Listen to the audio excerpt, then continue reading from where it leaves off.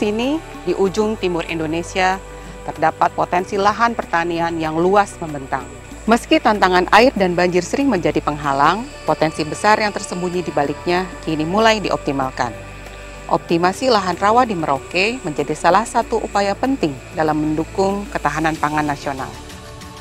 Hari ini kita akan melihat bagaimana program ini berjalan dan memberikan harapan baru bagi masyarakat, khususnya petani dalam membangun lumbung pangan baru nasional. Bersama saya Yani, yuk kita ikuti Kelana Prasarana episode kali ini. Let's go!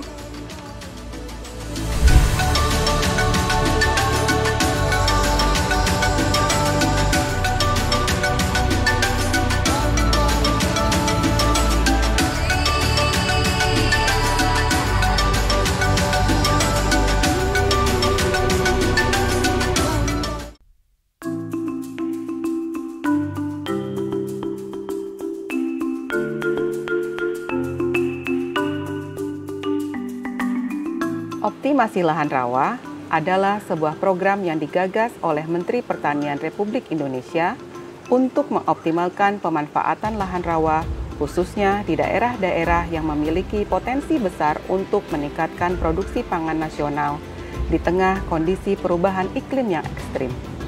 Salah satu wilayah yang menjadi lokasi kegiatan ini adalah Merauke, sebuah kabupaten di ujung timur Indonesia yang menyimpan kekayaan lahan sawah yang luas dan membentang. Optimasi lahan rawa diharapkan dapat meningkatkan produksi dan produktivitas pangan di lahan rawa yang seringkali memiliki tantangan dalam pengelolaan air. Melalui perbaikan infrastruktur pertanian seperti rehabilitasi saluran irigasi, pembangunan tanggul, hingga penyediaan alat-alat pertanian modern, program ini bertujuan untuk meningkatkan indeks pertanaman. Katakan kepada kami sebetulnya bagaimana kegiatan optimasi lahan rawa di Kabupaten Merauke ini. Ya, pertama optimasi lahan rawa yang kita laksanakan di Kabupaten Merauke ini cukup luas dibanding daerah lain. Secara total, optimasi lahan nasional yang sedang dikerjakan di tahun ini adalah 350.000 hektar. Ya. Dari 350.000 hektar itu, 40.000 hektar itu berada di Merauke. Merauke punya potensi besar untuk menjadi lumbung pangan baru nasional. Selama ini kita melihat ya bahwa banyak ya lahan-lahan yang di Merauke itu belum bisa dikelola secara optimal. Karena apa? Kendalanya itu belum tersedianya secara baik saluran-saluran irigasi yang bisa menyediakan air untuk kebutuhan pertanaman untuk bisa nanam 2 atau 3 kali setahun. Sobat Tani, saat ini kita lagi menuju ke lokasi konstruksi optimasi lahan rawa. Ini pakai mobil double cabin ya, karena nanti di jalanan di dalam sana bakalan bergelombang. Nah, kita bakal lihat nih, akan ada beberapa eskavator yang akan bekerja di sana untuk menormalisasi saluran, untuk bikin saluran. Yuk, kita lihat hari ini progresnya seperti apa. Ya. Selamat datang. Ya, terima kasih, Pak. Kita mau lihat pekerjaan konstruksi optimasi lahan rawa. Ini katanya ini apa namanya eskavatornya mau gali lahan ya Pak ya? Iya. Nanti kita mau lihat itu. Oh, iya. Pak Hengki, salah satu petani yang dulu mengalami kendala irigasi lahan sawah miliknya, memiliki cerita tersendiri tentang bagaimana ia mengelola lahan sawahnya selama 19 tahun sebelum adanya program optimasi lahan rawa. Boleh diceritakan gimana sih Pak kondisi lahan sawah Bapak dulu sebelum ada program optimasi lahan rawa ini, dan sekarang ketika program optimasi lahan rawa ini masuk ke daerah sini? Gimana Pak ceritanya? Pertama ya, secara umum Merauke ini kan daerah rawa. Ya. Tentu ini sangat dibutuhkan oleh khususnya petani padi ya. Dulu memang kalau tidak ada ini, karena airnya itu kan menyebar semua. Ketika musim penghujan kita tidak bisa nanam. Nanam pun pasti ada kekurangan-kekurangan. Ya, karena sawah ada hujan ya, iya, di sini banyaknya ya. Kalau kering ya kita juga kehabisan air gitu. Jadi dulu berarti benar-benar nunggu hujan baru bisa tanam. Iya, iya. Baru bisa tanam.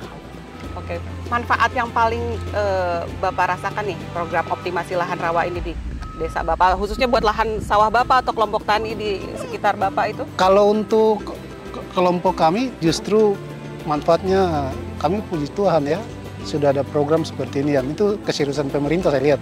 Karena memang beberapa kali kita usul, kita juga pernah upayakan untuk buat saluran air swadaya dan itu juga masih belum maksimal. Tapi saya berharap dengan program ini ya kita bisa lebih semangat dan bisa tanam berapa produksi. Kali kira-kira nih kalau itu? Kalau memang air tersedia, bisa sampai 3 kali bisa kita 3 untuk kali, satu musim tanam.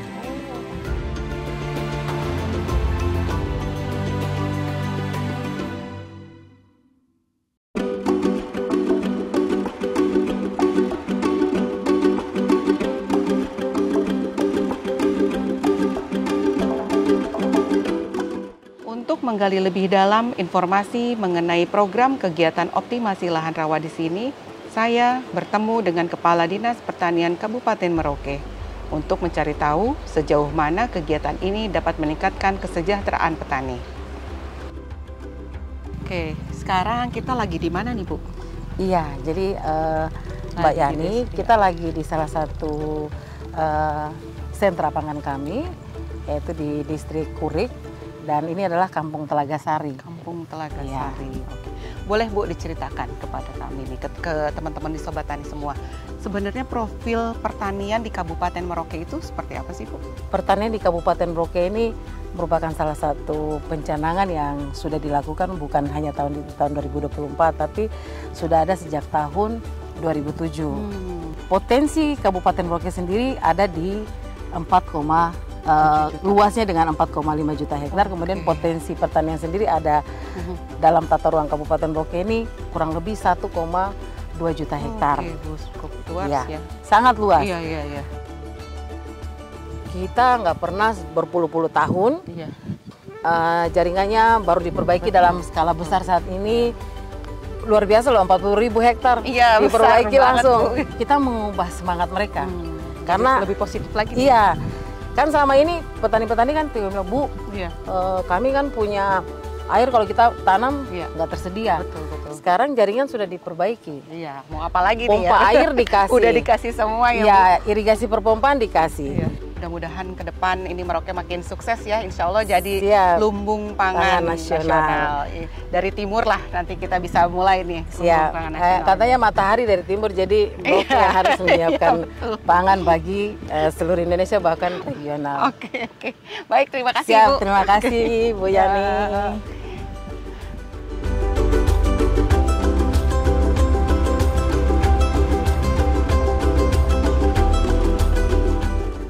Sobat Tani, optimasi lahan rawa di Merauke merupakan salah satu upaya nyata pemerintah dalam meningkatkan produksi pangan dan menjaga ketahanan pangan nasional. Melalui perbaikan infrastruktur dan peningkatan indeks pertanaman, lahan rawa yang tadinya kurang produktif kini berubah menjadi salah satu sumber pangan masa depan Indonesia.